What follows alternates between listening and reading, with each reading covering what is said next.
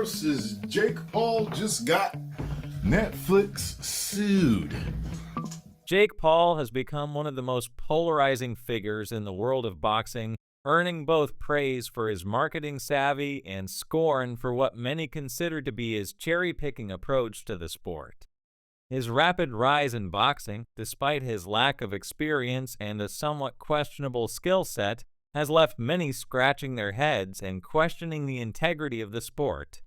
While there's no denying Jake's ability to draw attention and generate massive paydays, his actions, particularly in regard to his refusals to fight more serious competitors, have left a sour taste in the mouths of many, including boxing legend Floyd Mayweather.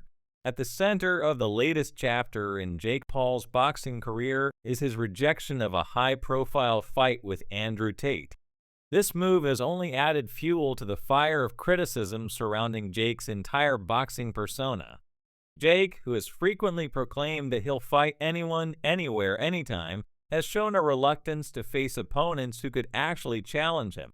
Tate, a former kickboxing champion and social media influencer, might not be a traditional boxer, but his combat sports background would have made him a formidable challenge for Jake.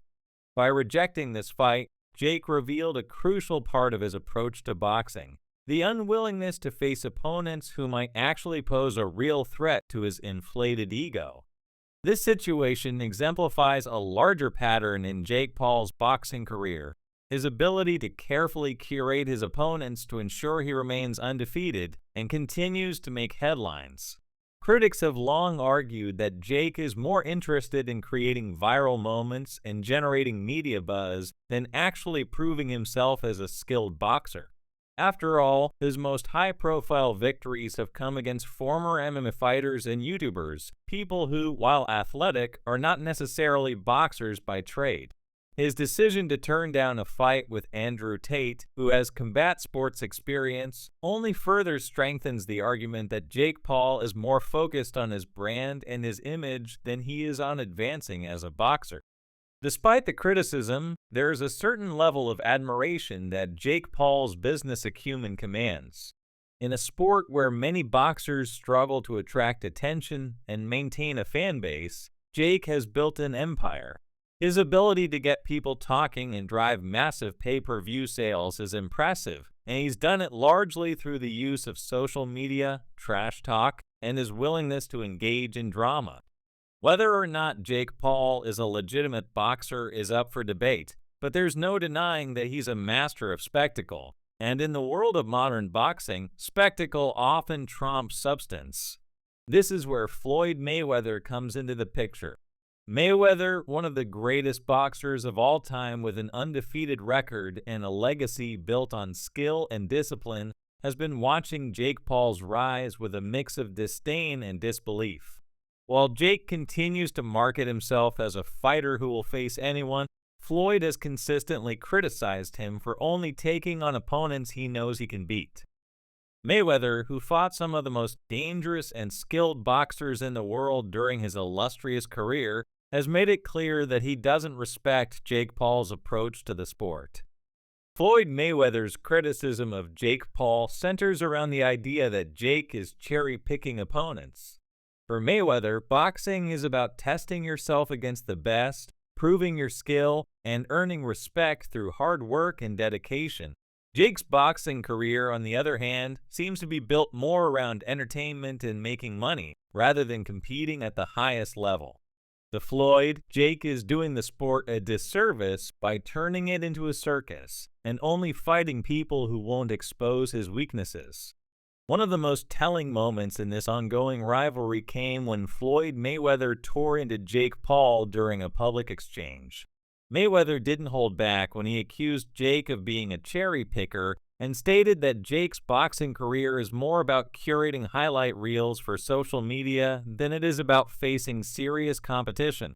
Floyd's critique is rooted in the fact that Jake's opponents have mostly been handpicked to ensure a win, rather than being genuine threats who could challenge Jake's boxing skills. In Mayweather's eyes, Jake represents everything that's wrong with the sport of boxing today: style over substance, hype over heart, and entertainment over real athletic competition. Jake's refusal to face Andrew Tate is just one example of how he's built his career around avoiding risks. When you look at his past opponents, names like Ben Askren and Tyron Woodley, most of them were either MMA fighters with limited boxing experience or people who were simply not on the same level as established boxers. While these bouts drew significant attention, they also raised questions about Jake's commitment to the sport of boxing. Is he really trying to be a world-class boxer, or is he just using boxing as a way to build his personal brand and make money? Jake's repeated refusal to face experienced boxers like Tate or even seasoned professionals gives the impression that he's not interested in testing his skills against fighters who could actually expose his flaws. Floyd Mayweather, on the other hand, has never shied away from facing the best. Throughout his career, Mayweather faced numerous challenges, often fighting opponents who were thought to have the skills to defeat him. But Mayweather's unparalleled defensive technique, his ring IQ, and his ability to adjust to any opponent made him one of the greatest boxers of all time. It's no surprise that Mayweather has little patience for Jake Paul's antics. To Mayweather, Jake's career isn't about honor or the love of the sport, it's about making a quick buck and gaining fame. Another flashpoint in this rivalry was the infamous gotcha hat incident, which occurred before one of Jake's earlier bouts. During a press event, Jake Paul snatched Floyd Mayweather's cap off his head in an attempt to provoke him. The stunt was widely seen as childish and disrespectful, and it did little to endear Jake to anyone who already considered him a sideshow. For Mayweather, this act solidified his opinion that Jake was more interested in playing the role of the clown than that of a serious boxer.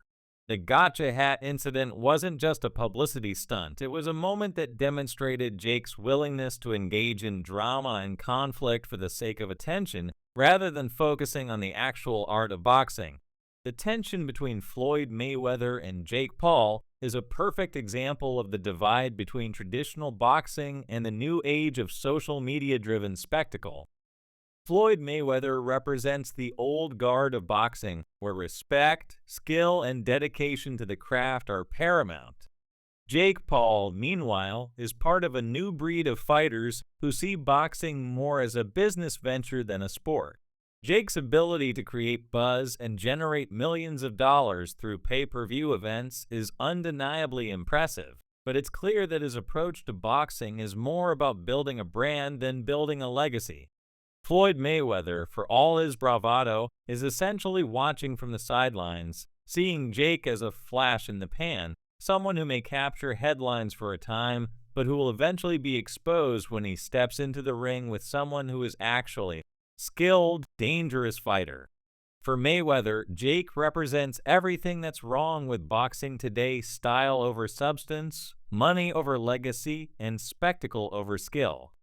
And while Jake Paul might continue to pull in big paydays and create viral moments, it's clear that many in the boxing world, including Mayweather, see his rise as little more than a sideshow.